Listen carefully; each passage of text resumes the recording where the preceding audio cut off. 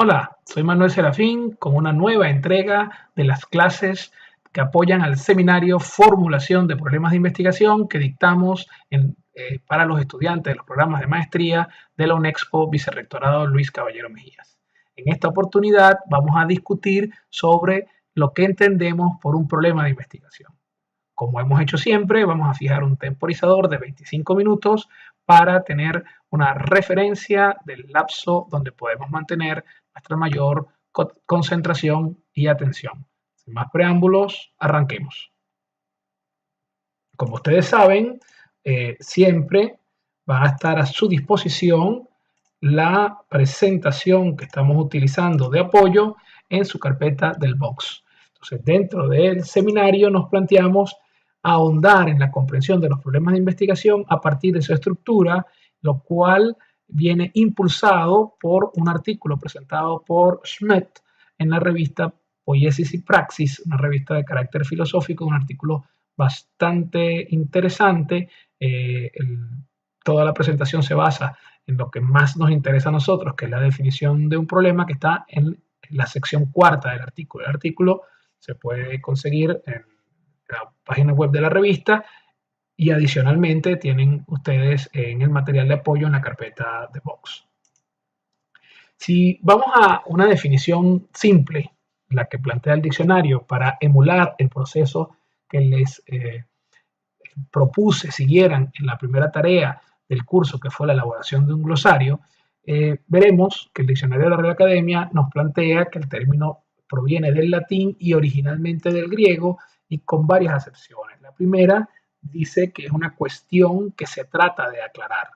La segunda habla de una proposición o dificultad de solución dudosa. La tercera nos plantea un conjunto de hechos o circunstancias que dificultan la consecución de algún fin.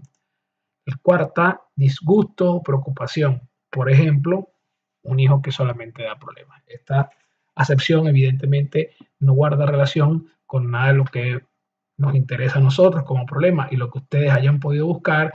En cambio, las tres que ya pasamos tienen algunos elementos. Sin duda que un problema es algo que se quiere aclarar, sin duda que su solución no es fácil y sin duda tiene un conjunto de hechos o circunstancias que permiten describirlo. Y ahí quiero que tomen especial atención porque ese conjunto de hechos o circunstancias que nos permitirá luego describirlo, vamos a ahondarlo más adelante en la clase como una de las herramientas para plantearlo correctamente y una de las tareas que tendrán a cabo efectuar ustedes al final de la clase.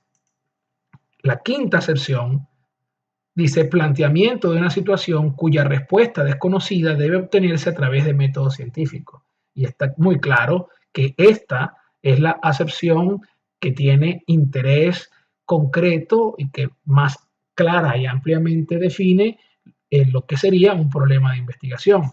Tiene dos características que son muy relevantes. Lo primero es que la respuesta es desconocida, con lo cual podemos hacer énfasis en lo que hemos venido discutiendo a lo largo del curso respecto a que la investigación, la situación en la que uno investiga se presenta cuando de antemano ni nosotros conocemos la respuesta a la interrogante que nos guía, ni tampoco puede documentarse uno sobre esa respuesta en la literatura académica y profesional de relevancia para el área en la que hacemos el planteamiento de la interrogante o la cuestión problemática. Entonces, eso es una característica vital del problema de investigación. En caso contrario, ya hemos dicho que podríamos estar en manos de un problema de acción, cuando lo único que queremos es obtener una solución, pero el conocimiento para implementar, dar dicha solución está disponible y basta con que uno se documente para ello. Insisto siempre en que la documentación y la divulgación son, en definitiva, partes fundamentales y consustanciales con el proceso de investigación. Pero el proceso de investigación solo se dará cuando al principio no tenemos con claridad la respuesta al interrogante que nos guía. Y por eso generamos un cierto conocimiento que va a facilitarnos una o varias soluciones al problema en cuestión, pero lo importante es que hay un aporte al acervo de conocimientos en esa área. La siguiente parte de esta definición nos habla del rigor. Dice, debe obtenerse a través de métodos científicos. Aquí también me paro porque noten que métodos científicos aparece en plural.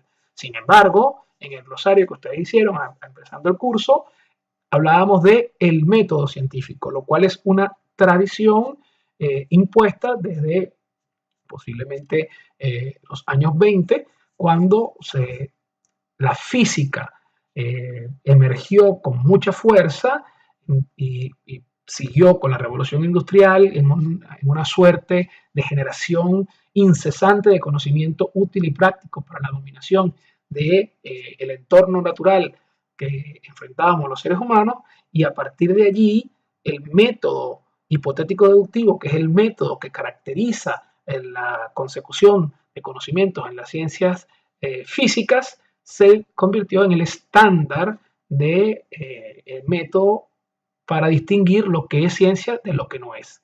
No obstante, esta acepción del diccionario de la Real Academia Española nos permite darnos cuenta que no hay un único método riguroso para obtener conocimiento científico. Existen más de un método para ello. Lo importante, lo que quiero que les quede claro, es que esta situación de respuesta desconocida solo va a poder ser abordada a través de un método riguroso que tiene que poderse documentar, tiene que poderse validar y en el mejor de los casos tiene que poderse repetir llegando al mismo tipo de conclusiones y resultados. El diccionario avanza con unas definiciones, pero que solamente tienen sentido en el área de la matemática, como dice claramente la abreviatura, y distingue entre problemas determinados, los que tienen una sola solución, y problemas indeterminados, cuando tiene un indefinido número de soluciones. De todos modos, dejé esta parte de la acepción por el hecho de que me permite insistirles a ustedes que cuando el problema es un problema de conocimiento y se rompe la barrera epistémica y se genera un nuevo conocimiento, este nuevo conocimiento es capaz de habilitar una o diversas soluciones. Entonces, un problema de investigación tiene en términos generales una estructura tentativa que se verifica cuando hay dos situaciones que son discrepantes entre sí. Y esas discrepancias hacen que, o esas discrepancias entre ambas situaciones invitan a algún tipo de acción, invitan a algún tipo de conciliación o resolución entre ambas, porque una de ellas interesa mucho más que la otra. Es decir, existen estas dos situaciones que tienen diferencias entre sí, y una de ellas es la de interés personal o de un grupo de interés particular, mientras que la otra no. Las diferencias entre ellas no se salvan con facilidad porque se presentan una serie de obstáculos, una serie de impedimentos o limitaciones. Si estamos hablando no de problemas cualquiera, porque esto es válido para cualquier tipo de problema, sino específicamente de problemas de investigación, muchas o varias de esas barreras tendrán que ser barreras de tipo epistémico, barreras de conocimiento, cosas que no manejamos en nuestra estructura cognitiva o en el acervo de conocimientos documentados del área en cuestión. Una forma de verlo es que tenemos una situación enredada, complicada, que va de un sitio a otro, mientras que lo podemos comparar con una estructura clara, secuencial, armónica. Evidentemente, la segunda es una situación ideal que suele ser la meta o objetivo en el trabajo de investigación, y una situación insatisfactoria. Nótese que la tentación natural es pensar que queremos resolver un problema que existe hoy, y por lo tanto uno considera que la situación insatisfactoria es, y en efecto frecuentemente lo es, una situación actual, mientras que la situación ideal es a la que queremos tender, llegar, alcanzar, la que no tenemos aún. Entonces vemos la situación ideal como una situación en el futuro y la situación insatisfactoria como una situación en el momento presente. Pero eso no es del todo o cierto. O sea, hay situaciones en las que no es así. El artículo de Schmidt me hizo llamar la atención sobre esa posibilidad de que haya una especie de transgresión en el tiempo. Y esa transgresión en el tiempo inmediatamente me vino a la mente un problema actual que lo ilustra perfectamente. Si usted está investigando, por ejemplo, en cambio climático, la situación que tenemos ahora dista de ser la ideal, pero comparada, contrastada con el futuro que se prevé según las tendencias, es muchísimo mejor que la que se prevé y por lo tanto la situación ideal sería la que vemos hoy y la situación insatisfactoria la que proyectamos a futuro y el proceso de investigación o los distintos procesos de acción para un problema como el cambio climático nos llevan a tratar de evitar la presencia de esa situación insatisfactoria que somos capaces de describir para que pueda conformarse como un problema, pero que queremos evitar, tratando de que se parezca lo más posible al actual o incluso en un verdadero esfuerzo titánico, en un mundo completamente ideal, revertir incluso parte del daño que hemos generado hasta ahora. Entonces, lo primero es que hay dos situaciones que contrastan entre sí, que esas dos situaciones no colapsan una en la otra con mucha facilidad porque hay una serie de barreras de conocimiento, una cantidad de conocimiento que no tenemos y adicionalmente que no es obligatorio que la situación ideal esté planteada o pensada en el futuro y la situación insatisfactoria esté estancada o anclada en el hoy. Según Itriago y Serpa, que son dos investigadores de enseñanza de ingeniería, pero docentes de ingeniería, uno de la central, la profesora María, y Carlos de la Universidad Simón Bolívar, en 2011 presentaron un artículo interesante en la revista de la Facultad de Ingeniería y ellos plantean un esquema que presento porque refuerza lo que hemos venido hablando.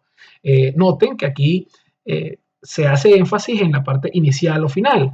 Y aunque en la temporalidad, el estado inicial o punto de partida y el estado final o meta no se encuentren cronológicamente primero el uno y después el otro, sí lo son o sí lo serán en términos de investigación. Es decir, el ejemplo que hablamos del cambio climático, en términos de tiempos históricos, el estado final o meta es el hoy y el estado inicial o punto de partida del problema de investigación es lo que preveemos para el futuro que será mucho más dramático.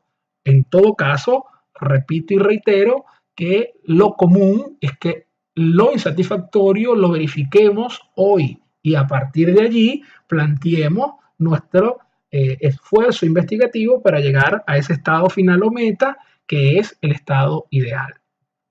Lo que plantea Itriago y Serpa es que de ese estado inicial o punto de partida uno comienza a aplicar una serie de acciones. Ellos lo denominan también operadores o secuencia de operadores.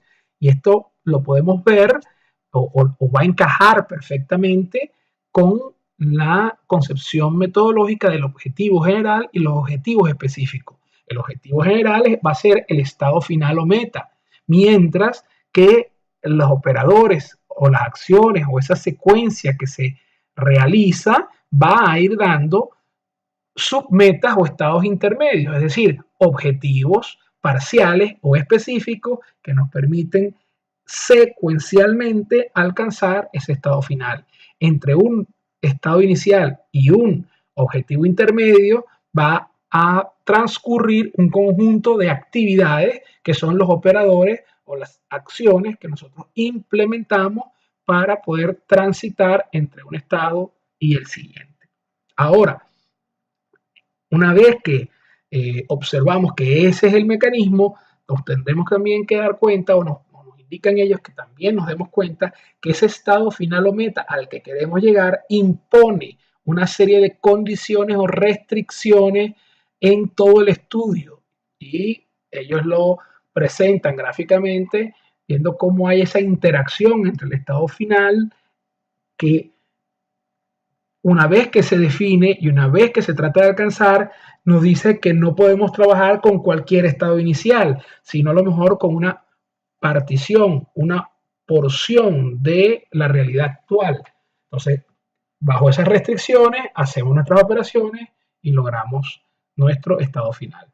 Noten que la definición que sacamos de Schmidt en términos de dos situaciones diferentes se mantiene y este nos plantea dos aspectos interesantes. Esas restricciones o condiciones que no quedan de repente claras en lo que hablamos anteriormente, y además nos permite introducir el hecho de que el proceso es secuencial y que además parte de un estado inicial insatisfactorio, llega a una meta u objetivo general, y para eso tiene que pasar por algunos estados intermedios que van a corresponder entonces a objetivos específicos. Otros elementos que se ven en los problemas, presentándolo otra vez en una forma gráfica, entonces tendremos nuestro estado insatisfactorio de donde parte nuestra investigación, independientemente de que en el tiempo histórico no coincida, un estado meta o de llegada, que es el que vamos a alcanzar cuando hayamos generado el conocimiento que habilita una o más soluciones para aquello que habíamos planteado al principio de nuestra investigación. Como comenté en la primera lámina, las situaciones insatisfactorias provocan, por ser insatisfactorias dentro del grupo que las sufre o las vive, acciones para plantear que hayan unos cambios y disminuyan el grado de satisfacción. Lo que pasa es que, por supuesto, para poder transitar de ese estado que teníamos al estado que queremos, vamos a tener que saltar una serie de barreras. Cada obstáculo o barrera que nosotros observamos en el camino puede ser una barrera de conocimiento, es decir, una de estas barreras que hay que saltar implica generar un conocimiento que no se tiene, o puede estar asociado a otros aspectos que son elementos de los cuales el problema de conocimiento no está directamente vinculado. Me explico. Uno se plantea una investigación para superar las barreras de conocimiento, pero la solución, la respuesta total puede requerir otro tipo de cosas. De repente, recursos para investigar en un laboratorio, material, acceder a personas para hacer una encuesta.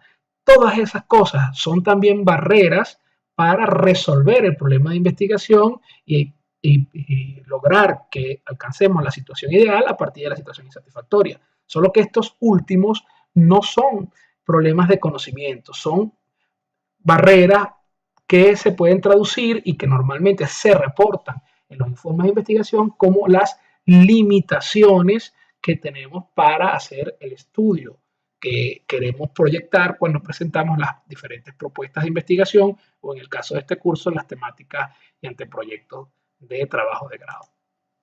Las características que tiene un problema de investigación es que sin él no hay proceso científico. O sea, él es el motivador, el impulsor. Además, una vez que se tiene el problema, como vimos en la gráfica de Itriago y Serpa, esas restricciones y condiciones nos plantean cuáles de los métodos disponibles dentro del rigor científico serán los más asertivos para abordar la situación. También es un enunciado que tiene algunas características en su construcción. Define el área donde estamos investigando, incluye una sinopsis que plantea cómo se estableció la necesidad, es decir, una serie de hechos que determinan que en efecto ese problema existe, y además puede plantear de dónde surge la hipótesis asociada, es decir, cuál es aquella explicación preliminar que damos y cuál es ese estado ideal al que queremos progresar. Lo ideal en un buen problema de investigación es que deje claro cuáles son las variables de interés, cuáles son las que se van a estudiar, y por supuesto tiene que tener datos sobre la situación que se describe, porque los datos es lo único que va a dar las evidencias que soporten a los hechos que hemos venido discutiendo. Cuando se plantea propuestas de investigación, resulta que en el mundo donde se compite por fondos, aquella aproximación a la ciencia o al conocimiento, la investigación científica que vimos en la clase anterior, que parte de una necesidad que involucra financiamiento y luego entra a la universidad, los investigadores, etcétera, a tratar de darle respuesta, ese financiamiento, como todos los recursos que hay en el planeta, es limitado. Y como es limitado, normalmente se accede a él en base competitiva. Y la clave para obtener esos recursos es la calidad del planteamiento del problema de investigación. Un problema de investigación bien planteado, bien formulado, con todos estos elementos, que tenga claridad e impacto, suele ser la diferencia entre el éxito o el fracaso en obtener los fondos para realizar la investigación. Fíjense que si yo quiero plantear un problema, estoy ante una situación eminentemente descriptiva.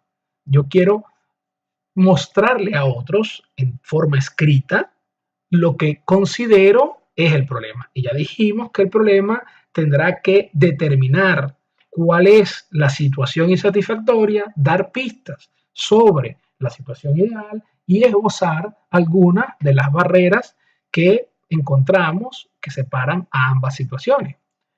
Todo ese elemento descriptivo viene establecido a partir de hechos. Y esta lámina, como dice allí, es una adaptación de un seminario que tuve la suerte de cursar mientras hacía mi doctorado en la UCB, dictado por el doctor Carlos Sabarce. Entonces, un hecho nos sirve para describir una situación, mientras que la situación no es imaginaria. Cuando hablamos de un hecho, por ejemplo, literario, novelesco, es muy probable que aunque tenga algunos elementos reales que le dan verosimilitud a la historia y que permiten al narrador hacer su creación, no importan los hechos reales. Pero cuando estamos hablando de un problema de investigación o de un problema técnico profesional que plantea una solución, un problema de acción, en ambos casos la descripción se soporta en hechos reales, concretos. Ahora, esos hechos no pueden ser una declaración de intención, un criterio aislado, tienen que estar soportados. El soporte más contundente para un hecho es un dato. Si uno quiere decir que en Venezuela, por ejemplo, el valor patrimonial es un problema porque se ha perdido valor patrimonial, entonces debe soportarlo como un hecho. Y un hecho puede ser colocar al lado una serie estadística, una gráfica o una tabla con los valores de inflación registrados, digamos, en la última década. Eso podría permitir ver cómo el valor del patrimonio en unidades monetarias de una base fija ha caído estrepitosamente en ese valor. Entonces, no basta con decir, enunciar el hecho tal como uno lo ve, lo cree o lo siente. Lo lógico es que esté soportado. Y el soporte más sólido son datos. Hay cosas que no tienen datos para soportarlo, pero uno puede apelar a la literatura científico-técnica en el área, como hemos dicho, con toda su escala de prioridades, y tomar de otros investigadores algunas conclusiones, observaciones que ellos hayan hecho en sus propios trabajos y citarlas como referencias para soportar los hechos que presentamos. Finalmente, si no tenemos datos, no tenemos otras investigaciones que permitan ayudar a soportar los hechos que planteamos, entonces tendríamos que buscar lo que llamamos opiniones autorizadas que tengan que ver, que sean pertinentes, que incumban a la situación que estamos planteando. Yo considero que una estructura preliminar para plantearnos un problema de investigación que pueda ser una propuesta no debe estar mucho más allá de 5 hechos, porque se hace compleja y engorrosa, pero nunca debería tener menos de 3 hechos. Por eso que les pongo allí que entre 3 y 5 hechos es posible generar una descripción más o menos sensata de un problema a investigar. Noten que cuando uno piensa en hechos, normalmente va a asociar a esos hechos algunas causas y consecuencias. No siempre podemos hacer eso, pero en la mayor parte de las veces logramos que emerjan, al pensar en los hechos, causas y consecuencias. Las causas normalmente nos indican por qué está sucediendo lo que estamos describiendo o por qué ha venido a aparecer lo que estamos describiendo. Por eso apuntan a un diagnóstico, a una evolución. Lo malo de las causas es que las causas van adelantando ideas sobre la solución. Entonces hay que tener cuidado en los términos que nosotros hablamos porque esas causas pueden, al abordar la forma de resolverlo, podrían ayudar. O sea, no son necesariamente malas, sino que si le prestamos la suficiente atención, podrían ayudarnos a determinar que estamos ante un problema de acción en vez de un problema de investigación. Si no logramos establecer soluciones directamente a las causas, entonces las causas probablemente apunten a hipótesis de trabajo, indicando que estamos en efecto en un problema digno de ser investigado. Las consecuencias de los hechos, ya sonó el timbre, así que estamos por cerrar la primera parte del video. Las consecuencias de los hechos tienen la ventaja de que nos permiten identificar por qué lo que planteamos como una investigación resulta interesante y nos van a permitir elaborar la justificación de la investigación que estamos proponiendo o nos van a dar pistas sobre la justificación de la investigación que estamos proponiendo. Finalmente, como les decía, a título de cierre de esta idea, cuando uno piensa en los hechos, siempre es factible que asocia a ellos causas y consecuencias.